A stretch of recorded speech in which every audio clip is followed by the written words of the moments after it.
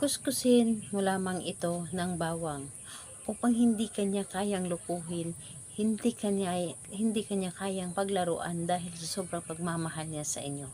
Hello mga guys, kumusta kayo? Panibagong araw, panibagong video na naman tayo, and sa araw na ito ay isa na namang video ang aking ituturo sa inyo na simpleng gabay o simpleng pamamaraan na makakatulong sa atin. At bago ang lahat, gusto ko lang mag-disclaimer sa mga taong hindi naniniwala at hindi gusto ang mga kagaya nitong video. Please skip this video and maghanap kayo ng videos na gustong gusto nyo, dahil ang video na ito ay para lamang ito sa mga taong naniniwala and gusto mag-try.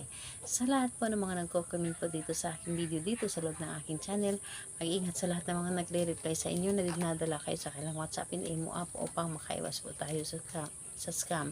And ayun po, ituturo ko sa inyo paano siya hindi magloko sa inyo.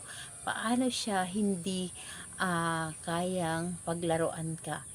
Dito po ituturo ko sa inyo paano ito gawin upang hindi niya kayang maglaro sa inyong relasyon at lagi lamang siya or magiging tapat siya sa inyo palagi.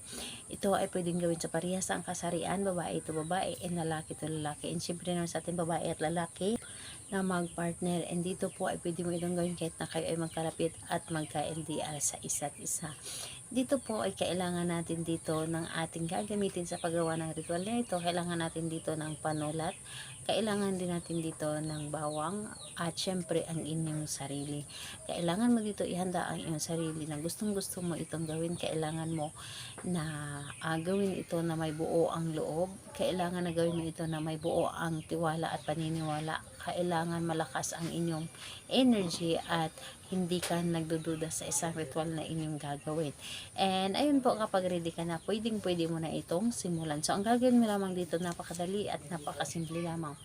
Sa iyong palad, isusulat mo dito ang kanyang pangalan at apelyido.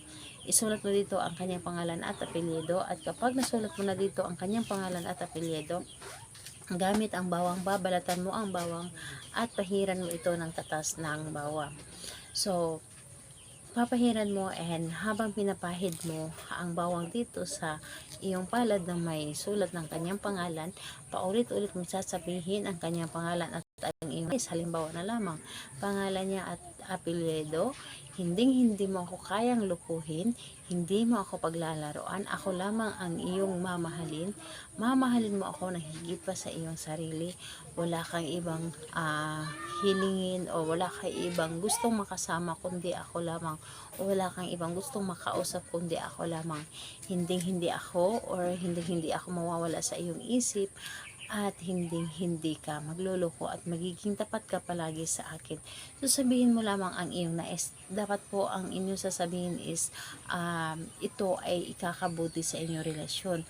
Huwag kayong magsasabi dito ng mga negative. Dapat po ay laging positive, or puro positive ang inyong sasabihin dito or hilingin.